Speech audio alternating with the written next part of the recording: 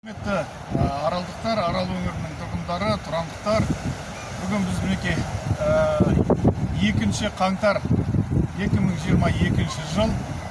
Бүгін Амангелді бауырымыз екеуміз осы Каспий теңізінің жағасына келіп, Ақтау қаласы сол жағымызда Арал 15 мамыр 2022 жылғы эко-марафон акциясын қолдап, Аралға су келемі акциясын қолдап, осы Каспий теңізінен символикалық түрде су алып, соны Аралға жібереміз.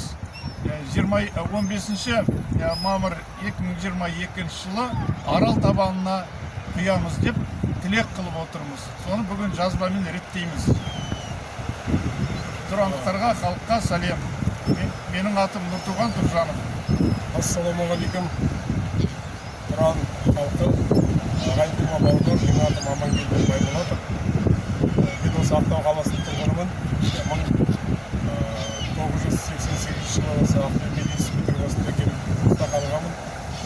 Дәрігер мамандығым, жалпы осы Маңғыстауда тұрып жатқан міне 35 жылдан артып бара жатыр. Енді мына Нұртуған бауырымызбен осы Маңғыстауда танысып, бірге ағайын тума болып, әртүрлі қызық кездерді басымыздан кешіп жатырмыз. Соңғы мына Нұртуған бауырымыздың шығарған осы идеясына мен де белсенді қатысушылардың бірі сияқты идеяны қолпаштап, қолдап отырамын. Мен де сол жүрегім Арал деп соғады, себебі менің өзім Аралда туылмасында түгел бүкіл ата-бабам, менен кейінгі 9 інім, қарындастарым бәрі Аралда туылған. Сондықтан мен Аралға ешқандай алыстығым жоқ. Аралда менікі.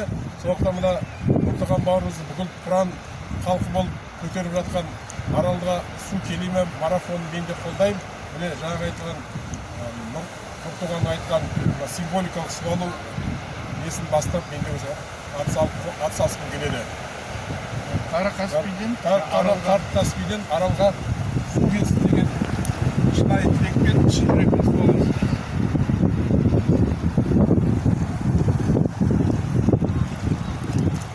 Каспийдің суы. Құрметті аралдықтар, Каспийдің суы Аралға су келсін, теңізіміз шалқысын. Рахмет.